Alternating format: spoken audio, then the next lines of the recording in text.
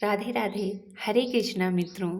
हे राजन, कुंती पुत्र राजा युधिष्ठिर ने अपना अनंत विजय नामक शंख बजाया तथा नकुल और सहदेव ने सुघोष एवं मणिपुष्पक शंख बजाए।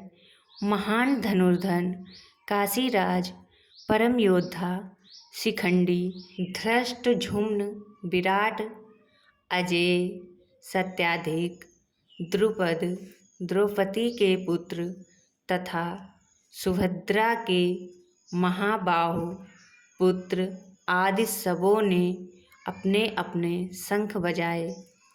तात्पर्य: संजय ने राजा धृतराष्ट्र को अत्यंत चतुराई से यह बताया कि पांडवों के पुत्रों को धोखा देने तथा राज सिंहासन पर अपने पुत्रों को आसीन कराने की यह अविवेकपूर्ण नीति श्लाघनीय नहीं थी।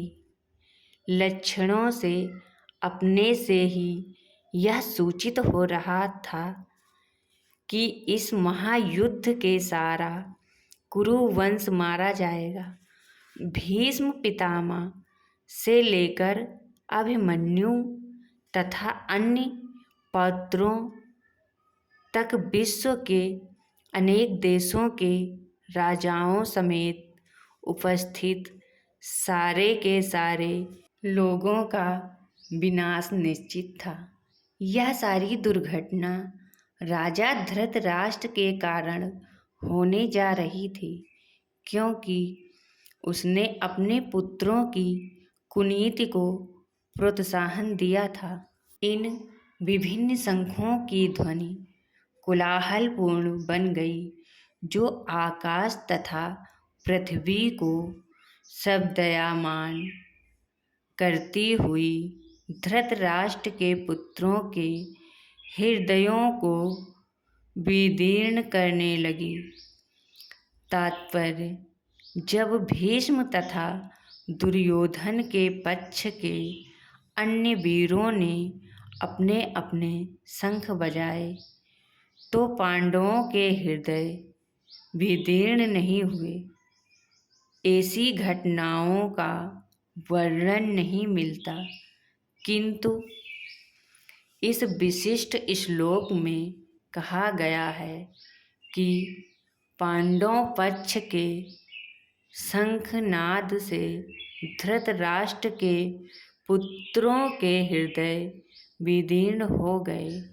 इसका कारण स्वयं पांडव और भगवान कृष्ण में उनका विश्वास है।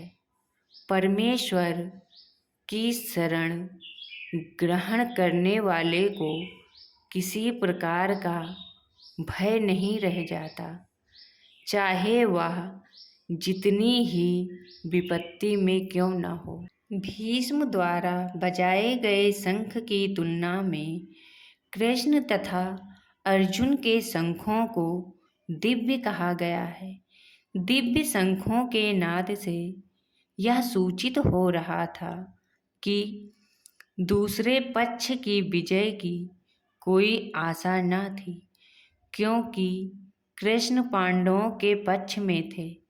जयस्तु जय सदा पांडवों के पुत्र जैसों की होती है, क्योंकि भगवान कृष्ण उनके साथ हैं और जहाँ जहाँ भगवान विद्यमान हैं वहीं वहीं लक्ष्मी भी रहती हैं, क्योंकि वे अपने पति के बिना नहीं रह सकती।